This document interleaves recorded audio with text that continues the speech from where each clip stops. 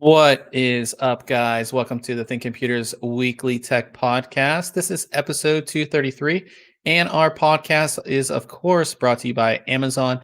If you go to thinkcomputers.org/Amazon and happen to purchase something, that gives a little kickback and, of course, keeps the podcast ongoing. With me is my co-host, Ryan. What's up? Oh, just hanging out, ready to podcast for the week. Get some gaming on. Gaming and podcast. Yeah, I it's do look Wednesday. forward to the podcast every Wednesday as well as Yep. gaming. Talk about tech and then watch you freak out at Apex. So it's always good. That's pretty much it. I didn't even have enough good footage from last week. I feel like that I didn't even make a 2-minute highlight video this week. Those are the things. So sometimes you have these amazing games. Oh yeah. And you're like, yes. And then some weeks you're like, yeah, I didn't do anything. We died every time. I've been playing this game for 4 hours and I haven't done anything. Yeah. I mean, there was a couple times where I was like, all right, that was pretty sweet. But it didn't feel like, well, this would be a 30-second clip. So nah, we'll just not do it. Yeah. Also, if you notice, my camera has changed. Well, it did a little different angle. It's a little angle. It's a little bit back, so you can see a little bit more of me, not just my face. I think it's better. It's not as high as it used to be because it used to sit on top of the monitor here. Right, and we were looking down on you. Yeah, now I have it on the side, which is good, and you can see my stuff back there. Yep, I like it. My Intel 10th gen box and my compute stick. Remember the Intel compute stick? I do. I have that over there. I got a bunch of stuff back there. Paul's in the house. We're both facing the same direction, kind of. Yeah, so we can. It's what's over there? What do they look at? Yeah. But yeah, Paul's in the house. What's up, Paul? We're talking about his review this week. Some really awesome headphones there. But yeah, let's jump into it. I don't think there's anything. I am missing the hockey game. I have to point that out. I was going to say to do the podcast on Thursday. I was going to ask you if you wanted to do it, but no, I have the score open. Oh, it's tie game now. The Penguins just tied it. So, yeah, I'm missing the hockey game. It's so good to have sports back. Whether I know baseball's back, basketball's back. I don't know. Besides that, and hockey is football going to start though? I think so. Right? Really? I thought a lot of those players signed something. I saw that on Twitter, but I don't know if that's true. But it is good to have sports back. But obviously, we appreciate everybody, of course, listening to this podcast and tuning in live with us. So let's jump into tech. And if you guys want to follow along, we do have our full show notes page, which is linked in the description of the video, as well as on your podcasting app. And you can follow along and see everything that we're going to talk about. But first, we have a really cool product, and one I had a lot of fun because it was a gaming monitor. Yeah. And you get to play games on it, which is obviously really awesome about reviewing a gaming monitor. Yeah. This is the Viotek GFT27CXB.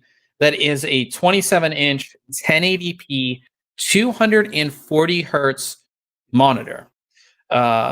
Basically made for professional gamers, FPS gamers who need that higher refresh rate. Obviously, you need something to push that higher refresh rate as well. But it is a TN panel, which we see a lot of higher refresh rate monitors be TN panels. And it's kind of, you look at it, it's not curved. It's pretty basic, no extra USB ports. The stand is actually nice. And the one thing I actually did like about the stand, which I haven't seen as much because we see all these curved displays, is that you can actually put it in full portrait mode. Yeah, we haven't seen that in a while. You've looked at a lot of curved monitors, so that's probably why we haven't seen it. But yeah, it's always nice to be able to rotate that if you've...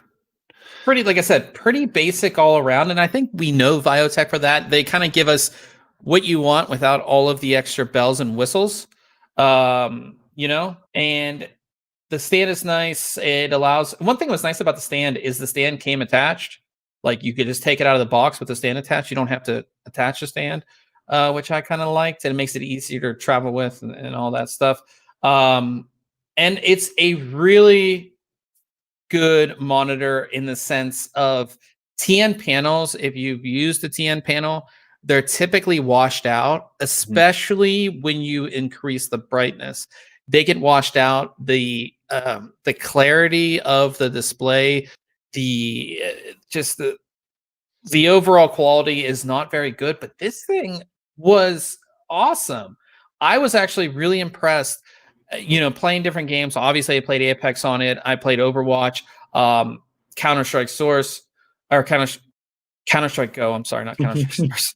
Let me go to, and like just the overall colors on the display made me think it wasn't a TN panel, and that's what I really like about it, is that when you get to high refresh rate monitors, you kind of take a hit in the quality or the Image color quality. image quality, color reproduction. Usually take a hit there, and it seems with this display you really don't. And you can turn HDR on. This is HDR 400 certified. You can turn that on, and it still doesn't even really make it, like, it doesn't wash out the monitor, which is something I really liked. And the big question is, do you need a 240 hertz monitor, right? And I'll just comment on the color, because I have the GFT27DB, which is their 27-inch 1440 144 hertz, and like I have no complaints about the color, and it's a TN panel as well. So I think they've done a good job choosing what panels to go with, right, for these monitors. That's the one you game with? Yeah. And why aren't you better? I don't know. But yeah, so we talked about this before. We talk about high refresh rate monitors. We met with Nvidia at CES, and we were able to game at different refresh rates and see the difference. Especially, they had things set up so you could really see the difference. But even for me, I played as soon as I set up the monitor, I hooked it up to the Corsair One, the 2080 Ti. Was running Apex, and every game I was getting over 3 kills. And if you watch our stream later, you'll probably see that doesn't happen all the time. But I felt like I could see players farther. I don't know if that makes sense. I could see players farther. Like I was shooting guys with like a 1x scope from very far away. And then when I was in those pretty insane battles, I felt more comfortable. I felt like I could see things better. Obviously, with a higher refresh rate, that will reduce your motion blur. And I think that's what it was. Also, 27 inches at 1080p is very good. I honestly prefer a 24-inch at 1080p. 27 inches was good. I'm sitting, I don't know how far, maybe 2 feet from the monitor. Okay. And there, you couldn't see any pixels or anything like that. And I felt like I could see everything. With curved displays, a lot of times you have to turn just slightly, and you don't see everything right away. With this, I felt really good and comfortable. It is G-Sync compatible as well as FreeSync compatible. It just works. It's a really good monitor. I actually am considering hooking it up and playing with it when we play later, just because it's just for FPS, it's that good. I mean, that's how much I really enjoyed playing this. I would rather play with this than the 100 hertz curved display I have, just for the fact of, I know, at least for me, and again, it's all subjective, right? Yep. For me, I feel like I play better on the higher refresh rate monitor. Not trying to sell you on this. That's just how I feel about it. That's my experience on it. And I think that's an accurate feeling, like sure, there's some of it's opinion and perception, but doing those tests right there in person, and both of us having better results with the faster, higher refresh, like, okay, like, and it was instant. It's not like, oh, I had to get used to a faster refresh rate monitor. It's just inherently better. Yeah. It does have some other features. You can put an FPS counter on it. You can see it's pretty big. Yeah, it is decently big, and you can't move it, which is a little weird. You can also do, I don't know if you guys can see this, but you can see there is a crosshair. There's dots you can put on the center of the screen that obviously won't move. You have that. There's a counter as well you can put on there. It does have an on-screen menu system, as you can see here. What's nice about it, it's not buttons on the bottom of the monitor. It's only like 4 or 5 buttons. It's a joystick, which is much easier to use, which I like. All the menu systems are very easy to go through. There's quick menus too. Like if you hit up, down, left, or right, it will bring up your presets. The game assist features, like I said, timer, crosshair, and FPS counter. switching inputs very easily, and then the volume on the monitor. There are no speakers on this monitor. There is a headphone jack, so whatever's running through your HDMI, you can put it out through the headphone jack if you wanted to do that. There is RGB on the back. It's this little RGB ring. You can't control it. You can only turn it on or off. You can't control what the effects are or anything like that. So and just kind of a rainbow. Yeah, it's kind of like a rainbow wave type deal that goes around. It's not going to be bright enough to light up the back of, if you have your monitor against the wall, it's really not going to light it up unless you have all of the lights turned off. And still, it's not very bright. It's kind of just like a gimmicky thing. But overall, I think this is a really good monitor if you're serious about FPS gaming. This is a monitor that I would highly recommend. It's only $289.99, which I think is really good for 27-inch, 1080p, 240 hertz, FreeSync, G-Sync. It's definitely bright enough. It's only HDR 400, but when it comes to super fast games, the brightness I don't feel makes that big of a deal. It's just a good deal, I think, at that price. And it's a solid display. The stand's good, allows you to adjust it the way you want it. No real problems. The only problems, like I said, no controls for the RGB lighting. There is like a little clip on the back for cable management, but it's not great. Yeah. And because the monitor is so small, if you actually look at the inputs on the back, it does take a non-standard power brick. You can see it right here. I'm not the biggest fan of that because, if the ones that take a full-size power, you can find those very easily. You don't have to look up which one it is. This is non-standard. That happens with a lot of smaller monitors. You get that power brick, so you do have the power brick that comes with it. But besides that, I think it's just a great monitor. Definitely worth it if you're serious about gaming. I think that it is going to help you. And like I said, it's a good monitor, 1080p, 240 hertz. So definitely check that one out. We gave it a 9 out of 10 and a good value award there. And then I took a look at a NVMe SSD Gen 3, but it's from Sabrent, who kind of have come on the scene and become this huge player in the storage market. They actually make a ton of different products. They actually make tripods for cameras, and they make USB stuff, and obviously they make storage, and they've been really doing great at storage. And I took a look at their Rocket Q, which is sort of like their flagship Gen 3 drive, and it's affordable. It's available up to 8 terabytes. Nice. The performance is great. It doesn't overheat.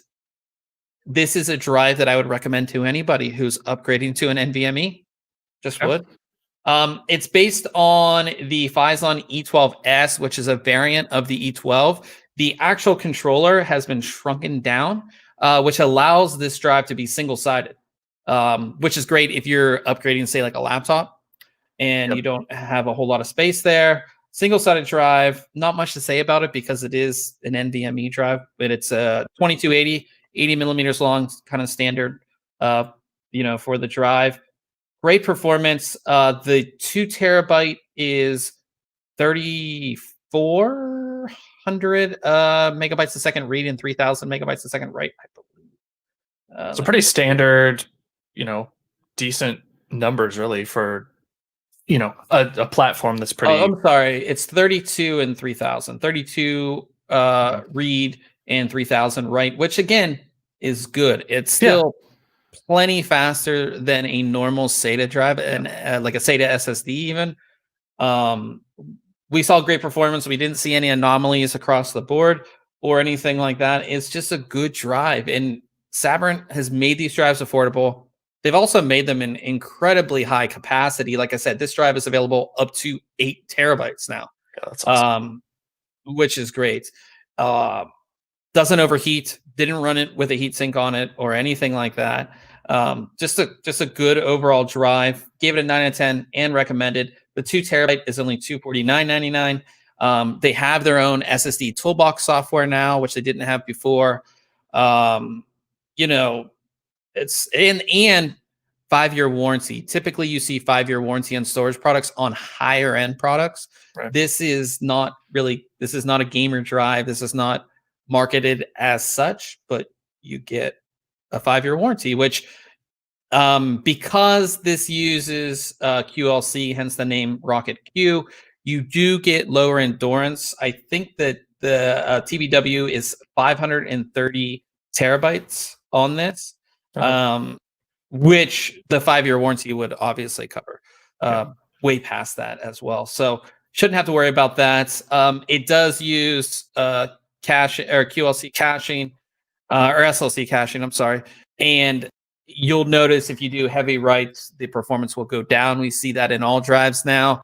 Most users will never see that because you're not constantly writing to a drive.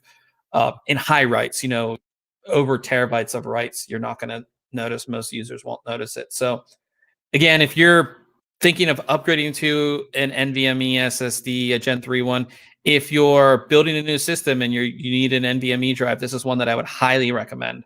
So definitely go ahead and check it out. The 8 terabyte is only $1,500, so better get it. That's all you need. A mini ITX system with that in it, you're good to go. Oh my gosh, yeah, that'd be awesome. So highly recommended on this one as well. And then we get to Paul's review, which I was really impressed with what he said about these headphones. He says how to say these. They look so comfortable too. Is it AIAIAI? I think it's AIAIAI. He put it in the review. How to say it? This is their TMA 2 HD wireless headphones. He says, I should bring it up on the screen, huh? He says that these are better than his Bose. These are better than everything. And the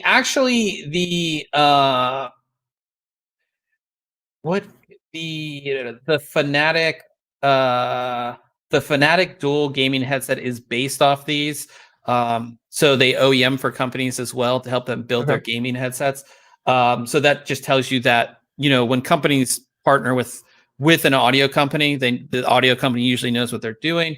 I had never heard of this company before this, and I was really impressed with what Paul had to say about the quality of these headphones, especially considering that they're Bluetooth. Bluetooth, you lose a lot of quality. Even the headset that I have on, it's not going to be as good as something that I plug directly in. But he really, really liked it. I actually like how these are designed. And AIAIAI, if I'm saying that correctly, they have where you can build your own headset, which is really cool. So you can pick everything. Like you get this headset, you're like, cool. I wish, the shape or something. Yeah. I wish that this was cloth instead of like the pleather, or I wish this, I wish that. They actually have that. I think he put it in page 4. All of the different customization options that you can do with this. Oh no, it's page 3.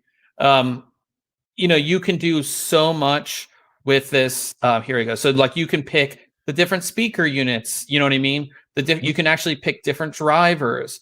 You can pick different headbands, which I think is really cool, with different types of, padding in them.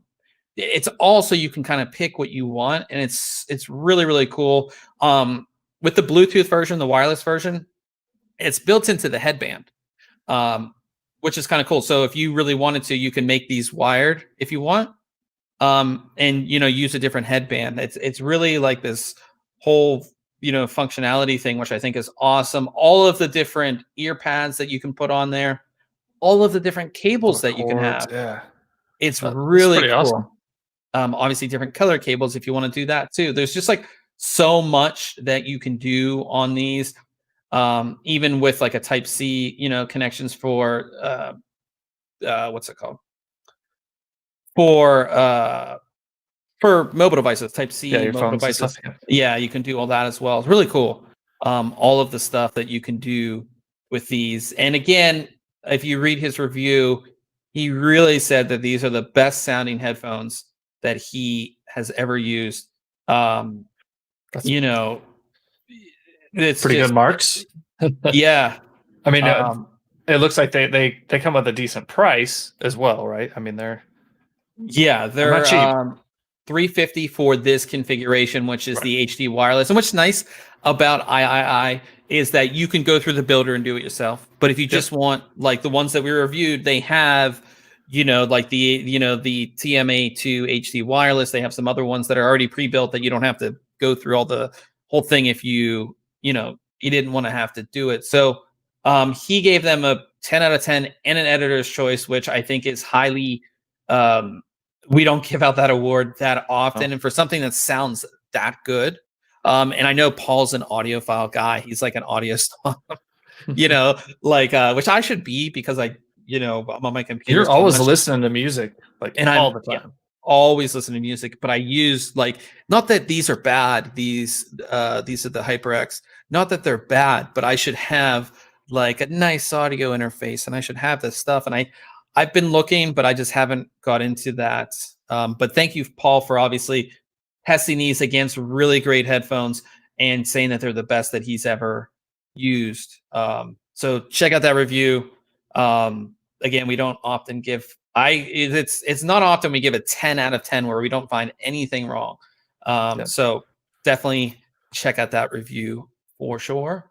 And we'll move on to Case Mod Friday. And we have this build that I absolutely love. Just the attention to detail in this one is great. And it's inside of the Thermaltake. This is the 20th anniversary level 20 case. And it is just this awesome build. And he modded the monitor too, which I think is pretty cool. So level 20, which is a very interesting case. And what I really like is he uses a lot of mirrors in this, which kind of make things appear bigger. Right. There's a lot of detail in this one. It's kind of hard to do things in this because you basically have these 3 boxes where system goes in here, the power supply is supposed to go up here. This front is for storage typically, but obviously you can see it's loaded out with radiators, gold and white theme, which I'm a huge fan of. I think it kind of just looks cool. And then if you kind of add it in the RGB, I think it looks. I think I like it without. I think I like it without the RGB. And I'm not a fan of this case. I feel like it's just cobbled together is how it looks. I do agree. I like what they did with it. I think the build in it looks great, and I agree. I like the gold and white and the chrome look. I like it without the RGB because I think I don't know. I think it could look better with some different colors on the lights. But yeah, I'm just not a fan of the case design overall. But yeah, it's still a super impressive build. Yeah, it's just I really like it, and I feel like the mirror stuff is not used enough in builds. We don't see it as much. But I think it's a really good build. It's by Douglas Alves, who we've never featured before. So that was kind of cool too. I forget where he's from. Oh, it's on there's a page on the Thermaltake website that has because it's part of their competition. Gotcha. But yeah, I think it's really good. And again, we have been kind of featuring these bigger cases lately, which I'm being nostalgic because I love the big, those big massive cases. Full size cases, yeah. Yeah. Yeah, like I said, and it's pretty cool how he did. He did mod the monitor, which I think is pretty cool looking as well. The IO, the PCIe slot covers are all gold as well, and the brackets for the GPU. Very cool. A lot of you said, a lot of attention to detail. Yeah, and you don't see that as much anymore. Even he redid you can see the gold screws, gold thumb screws, things like that. You don't see as much anymore. We're really done on this build, so I really appreciate that because I think sometimes we kind of lose all that. He does have there is a video on it as well, which we have in the article, which you guys can check out. But I just think it's really well done. So definitely go ahead and check that out on the site. And also something to check out on the site because I believe there's only 5 days left to get your entry in to win the Asus ROG Strix B550F gaming motherboard. It's the Wi-Fi edition. 5 days left. We're almost up on 10,000. Up to 10,000 entries. Definitely getting it in there. This is an easy one. We already, when that ends, we have another awesome product. It's fast and it's storage. So we'll have that up coming up after this one. So if you don't win this one, don't worry. We'll have another contest. But if you haven't entered this one, definitely get your entry in. Super easy to do. So yeah, just get it in there. 5 days left coming down here. It feels like the months are just going by. I feel like we just announced that contest and we're almost done with it. So yeah, so that brings us to news this week, and we don't have a whole lot to talk about, but we do have some interesting Nvidia stuff and some other interesting things as well. The first thing, which actually came out today, is that we might have release dates for the GeForce RTX 3080 Ti, RTX 3080, and everything else. So a new leak came out that's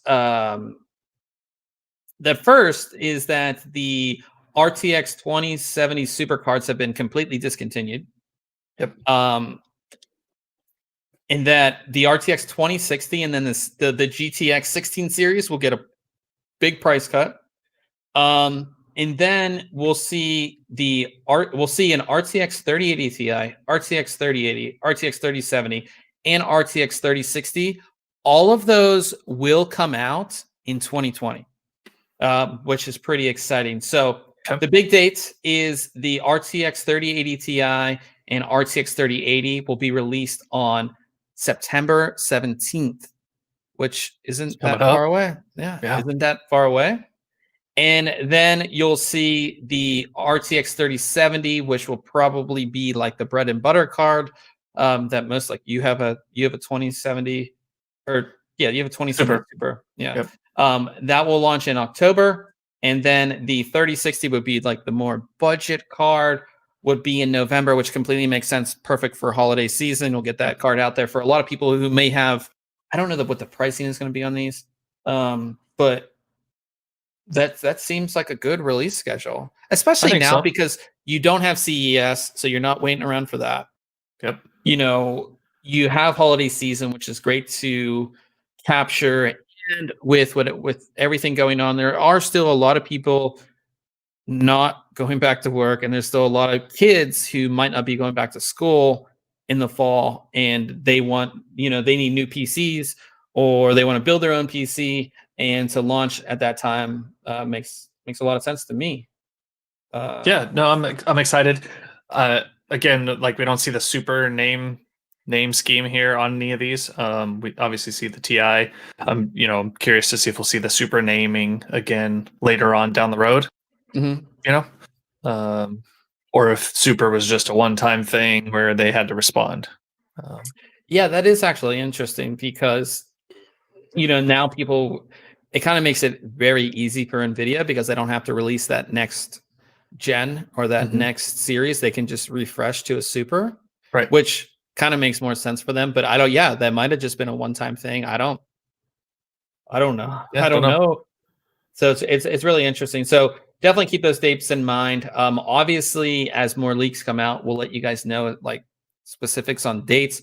We should hear something here soon, I would assume, because they'll be coming out here decently soon. So we'll definitely keep you updated on that. And then we have another leak on performance. This is the RTX 3080, a new benchmark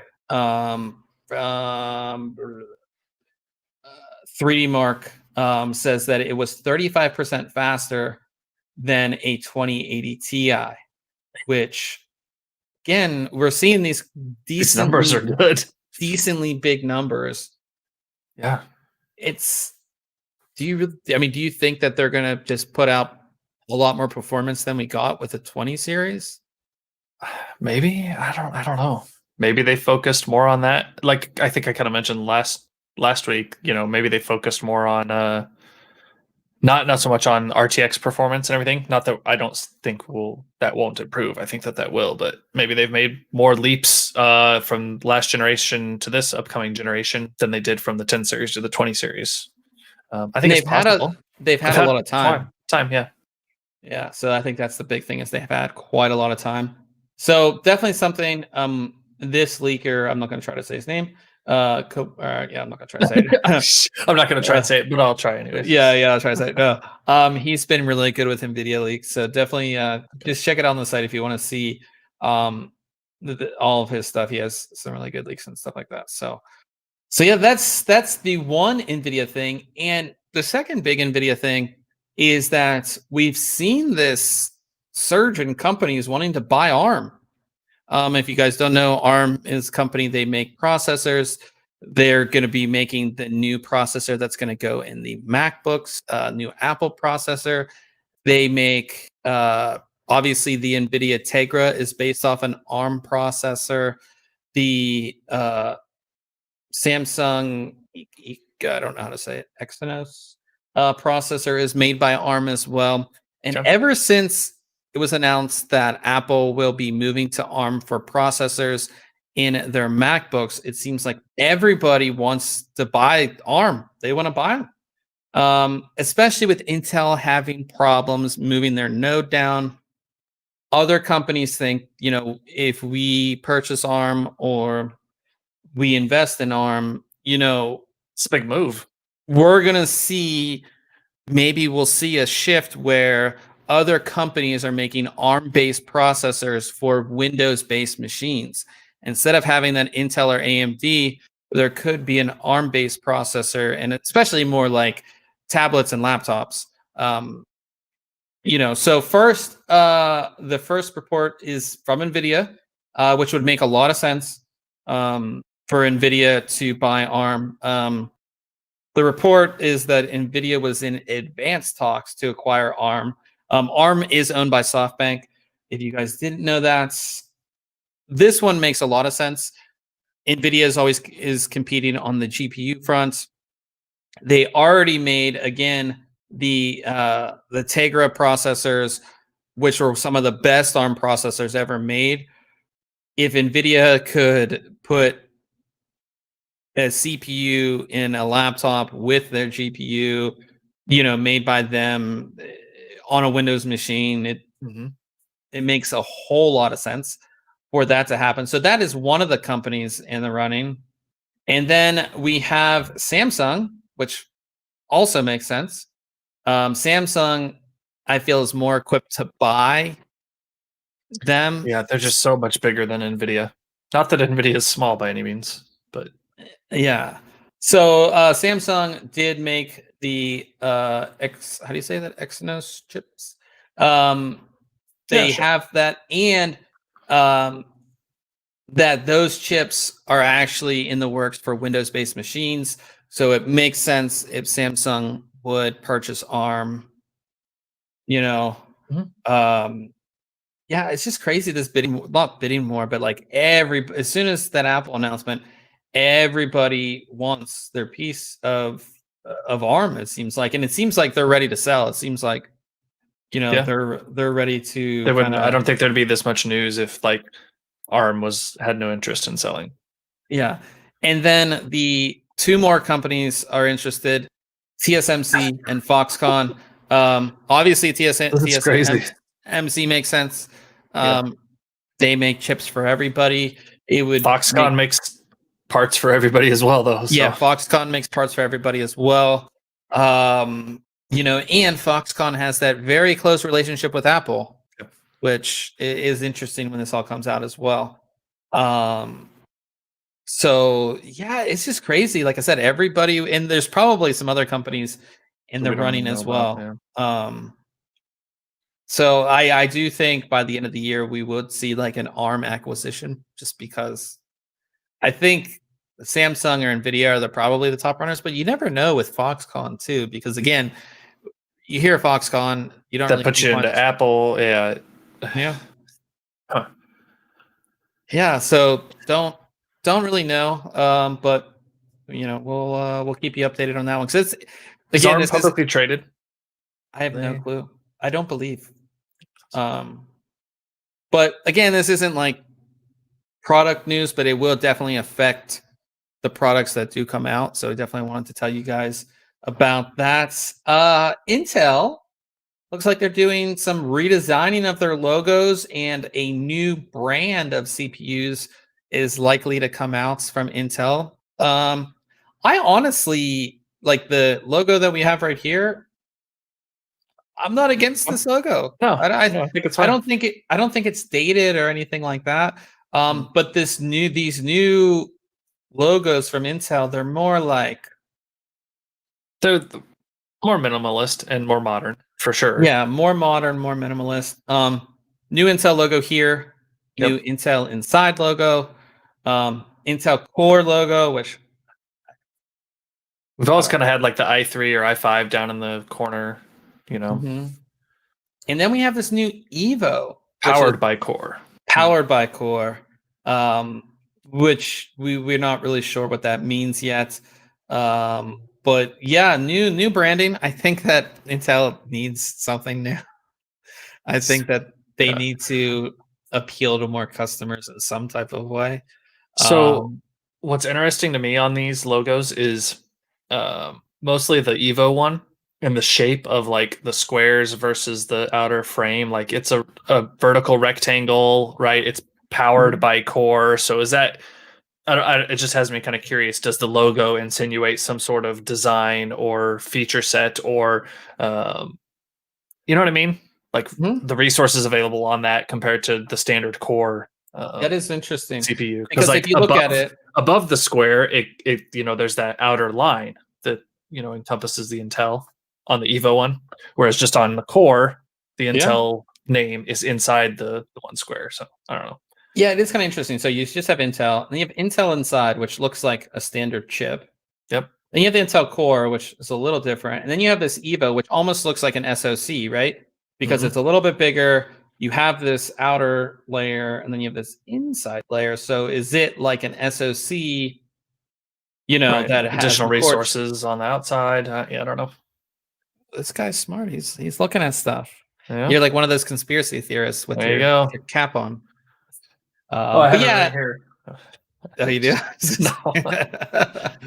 But yeah, so definitely, like I said, we'll see. We don't know what new products will have these or when Intel plans to use these. But yeah, can't say I hate it. Can't say I'm super pumped about the new logos. It would be nice to have like a nice enthusiast, like badass logo for Intel, like Yeah. high-end processors, which I we mean, they've don't got have. like their oh, what's their like high end like the skull Oh logo. yeah, the skull. They did have that. You know, and that's kind Old, of neat, but I love this old, comment though, yeah. yeah. Old man says Intel's response to AMD: new CPU? Question mark. New architecture? Question mark. No, new logo. Genius. Oh, Shinny asked if I have a new camera angle. Yes, I do. You missed the beginning of I the video. noticed, yeah, you missed it. Yeah, look at that. You can see all my gear behind I me. think Shinny got a new camera angle as well, so Nice. or Nice. he said he had some new setup going on. Nice. But yes, new camera angles for everybody who's just tuning in now. Let me know if you like it. You can see more of my workspace and more of me. I don't know if you want to see more of me. You'd rather see my stuff, but yeah. And what else we have here? Oh, this is we talked about this earlier this week, you and I. I'm actually a massive fan of this motherboard. We've heard of Mhm. Waterforce from Gigabyte. That's typically a motherboard or graphics card that is water cooled, mostly water cooled in the sense of you add it to a custom loop. So it has a block on it that you connect to your own custom loop. The motherboards are specifically great because it does all the hard work for you. It Yeah. has typically they have full mono blocks on them. So you just hook up your loop and you're good to go. This is a little different and I love it because I'm not a major water cooling guy. And I think that this is pretty cool. So this is the Z490 Aorus Master Water Force. It is obviously a motherboard that has a big mono block that's an AIO. So 360 millimeter AIO on this. And what I really like about it is there's 4 screws that just like any AIO, 4 screws to Mhm. connect it, and I'm that's guessing it. that's like a cap on top of there that you place on top of it to make it look cleaner because you've got to install it somehow, right? Yeah, yeah. Well, maybe Maybe. not. Or maybe it goes on from the back. I think they go through the. Oh, you probably attach. Okay, those holes, those standoffs go through. Well, I can't really tell. Yeah, they did. The press release did say that there's only 4 screws. Okay. Obviously you can see them on the board. Not the typical Intel ones. Not the typical. That's true. Yeah.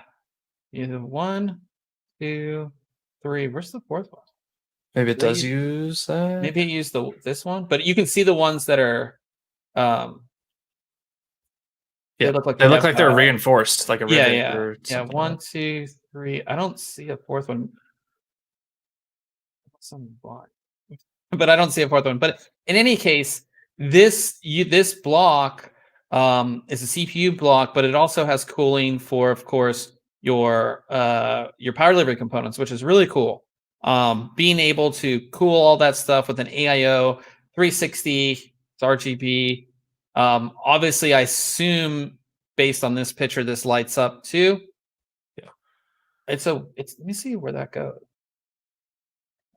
It looks like it might use this one. Yeah. I'm just looking at the picture. 1, 2, 3. See that? Yeah, Paul's saying it's kind of in the 4 corners of the socket, which. Yeah, I'm not sure. But in any case, I really like this. And the thing that you were wondering is, you said it would be hard to install because it comes in a kit, like it would come pre-attached, but it actually comes as you get the AIO with the block. You install your motherboard, then you install the block. It's just like any AIO you would get, basically. But this one obviously comes with the motherboard. I like it because it's good for beginners. It's good for somebody like me who doesn't do custom water cooling. Mm-hmm. It's more than powerful enough. I think a 360 is more than powerful enough.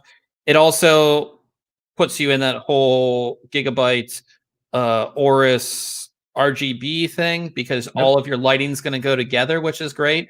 You just get a couple more fan. I mean, you can get any Aorus RAM in there. Yeah, Aorus RAM in there. Or again, the boards have RGB headers, so you just connect, RGB strip or RGB fans, and you're all on the same software, which I'm a big fan of. So I didn't look. Does it run the fan cabling and everything through those? I don't know lines as well. I mean, I would think that'd be smart, kind of like the Arctic cooling.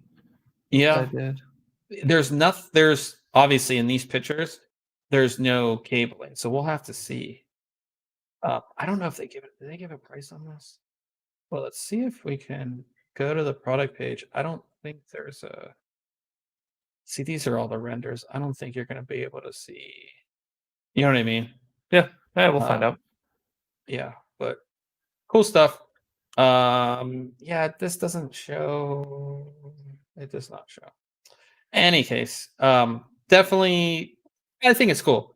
I'm a fan of it. I know a lot of people, especially people like Paul, the water cooling guys, aren't fans of these AIOs, but for somebody like me, it makes it easy, and it keeps the aesthetic, right? Because obviously, like Aorus, like it keeps it all kind of together, which I like. So, if you want to pick that one up, I can't imagine it's cheap. So, especially the Z490 motherboard on top of the AIO part. So yeah, and then on to gaming news. Our only gaming, where it seems like there's not a whole lot of gaming stuff going. This gaming news has me excited for this type of game, though.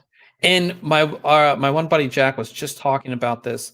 Talking about the story is that there will be VR support in a future update for Microsoft Flight Simulator. We've been talking about this.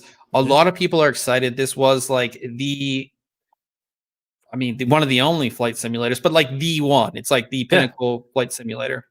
And the cool thing about it, Jack was saying, is that if you're flying with somebody, if you're in VR, you can turn, see your buddy. That's cool. You know what I mean? What do they look like, though? Like generic outline? Like, I don't know. But it's just for a game like this, having VR makes sense. I don't know why Microsoft didn't put it in the beginning. I know a lot of people have been waiting for this game, so I've been watching a couple videos here and there on this, and it just looks amazing. Yeah, it looks everything I've seen.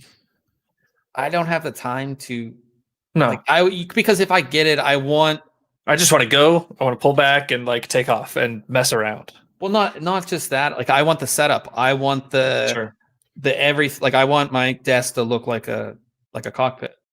That's what I want, and I know I'm not gonna put in the money and the time to do that. So, but yeah, VR support is awesome. I think especially for a game like this, it just makes sense. They didn't say when. So fall of 2020. So probably For the VR portion. Yeah.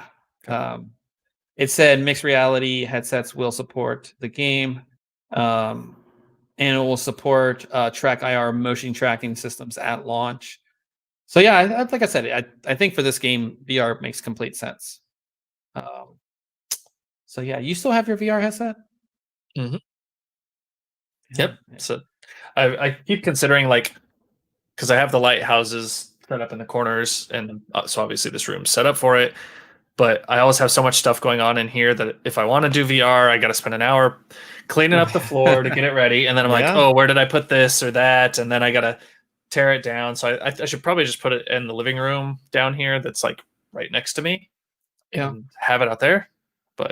Or I've really been thinking maybe I just buy another set of lighthouses, mount them out there, and then if I want to do VR out there, we can just move it out there. This was never my thing. Yeah. Never my thing. I don't know. I probably would be my thing. Just like wearable tech, it was never my thing, and now I have it, and I couldn't imagine not having it. So yeah. So let's talk about what we have coming up next week. You're still working on your Elgato Key Light Airs. This is what is this one right here? Cookies. Allow cookies. Yeah. So the Key Light Airs. The second one. Yeah. Ryan has 2 of them. Just great for streaming. We'll definitely talk about that one next week when he has his review ready for that. And then I'll be taking a look at a motherboard. So it's been a few weeks since I've taken a look at a motherboard. Motherboards are kind of my thing. So I have the Asrock Z490 Extreme 4. The Extreme line has always been solid when it comes to Asrock. They've done a few different design changes. I'm sure you can see in the board how it's kind of cut differently, especially where the SATA ports are kind of cuts in there. A little different. But yeah, I'll have that for you. And I'll also be taking a look at a CPU cooler, which we haven't done an Air CPU cooler review in a while. Probably since that Corsair, it feels like. It's been a while. I think I did a couple after that, but okay. This is I don't know how to say the company name correctly. Abancore? I think that's how you say it. Okay, yep, I've heard of that. Yep. Yeah. This is their CT404B DualSync dual RGB fans. It is a tower cooler. It's actually put together quite well. I was actually really impressed when I took the pictures of this. I will be installing this tomorrow, so we'll see how it's kind of a neat looking fan design. Yeah, I actually like it. And it seems like it will just, like I said, it's dual fans, so you're going to get a lot of airflow.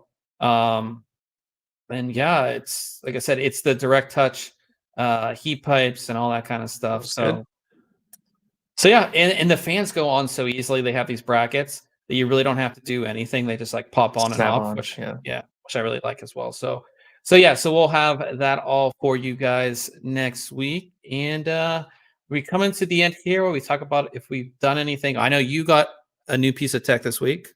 Yeah. You want to show us what you picked up this week? Sure. Yeah. So yesterday I picked.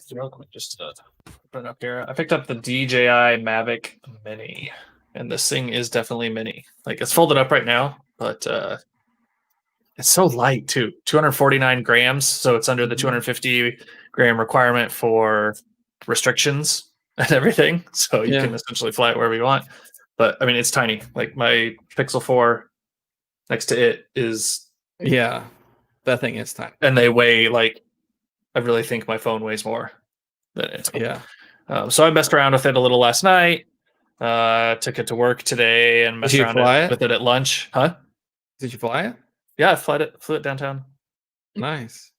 Why didn't you live stream from your flight? What? You can live stream to Facebook. I don't think I can for this one.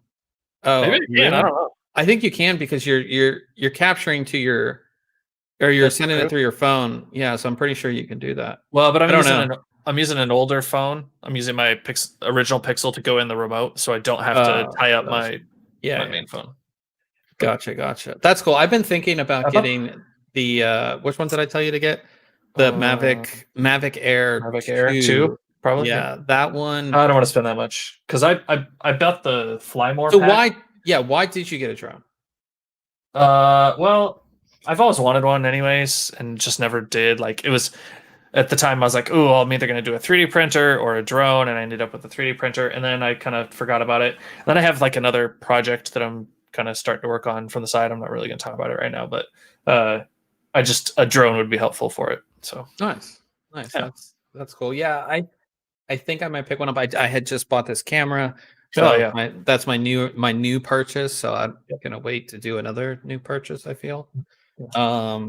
But for me this past week, I've been watching Umbrella Academy. If you guys have heard of that, that's based off a comic. It's on Netflix. We have it linked in the show notes. And I had never heard about it before. Okay. Never heard of the comic. And I guess it's just getting promoted right now because season 2 is out, just came out. But I watched all of season 1. A very compelling, just a good show. So if you want to watch something like that, it is sort of superhero-ish. Is this? I wonder if this is the one that Shinny was talking about watching at one point. It may or may not be. Yeah. I still need to watch. Was it The Old Guard? Is that the one that you? That's the movie that I said you should watch on Netflix. I know. I need to watch it. Yeah. Yeah. But yeah, this is on Netflix. It's good. You can at least watch the second season just came out. I had just watched the first episode of the second season, so it is good. It's really good. The entire first season kept me very into it and compelling. And it's kind of funny, like how it's shot. It's just because it's based off a comic, so it's a little different. But I did like it, so it's worth checking out. Yeah, Shinny, Umbrella Academy. It's I've been enjoying watching it. So besides that, though, I really haven't done much. I just got this new tripod that's sitting on the desk, which I kind of like because it allows me to move the camera around a little bit. I still think I'm gonna get that arm multi-mount. Yeah, the multi-mount, just because it makes it even easier. I also set up my microphone a little bit different tonight, so it's down. It's just different, so hopefully I sound better to you guys as well. Besides that, I got new sunglasses. I got new sunglasses. These things are so bright. When I was off of that tab and you had put them on and I went back to the tab, I seriously thought there was some sort of filter or something for StreamYard that had placed them on. Like no, yeah, these are very bright. But yeah, no, I haven't done much of anything else. Been working on a lot of reviews, a lot of video content coming as well. So definitely stay tuned for that, guys. Well, a lot of that stuff. Yeah, and I'm wearing my QuakeCon shirt tonight. QuakeCon 2015 because this weekend 7th through the 9th is QuakeCon at home. So they've got some events going on for that. You can check it all out at quakecon.org. They've got a bunch of presentations. A lot of it's stuff from Bethesda and about their games typically. I don't know if they're doing any like giveaways and stuff. That's always one of the great things about QuakeCon outside of the gaming and new games and tournaments you get to see is like all the swag and stuff you can get and all the companies that you get to see. So I picked up a hoodie. I went ahead and ordered one. Nice. Yeah. Should be here this weekend. No, that's like the one event that I've always wanted to go to that I've never gone, and I was actually considering going to go this year. But now I can't go. So that is it, guys. We will be up on if I can stay away. We are going to be up on Twitch after this. Twitch.tv/ThinkComputers. Playing Apex with Shinny. Trying to get Ryan some kills. I might connect that 240 hertz monitor. I just put it. It's in the box behind me. But I might get it back out if I don't play good. I might get it out. So yeah, guys, check us out over there again. Twitch.tv/ThinkComputers.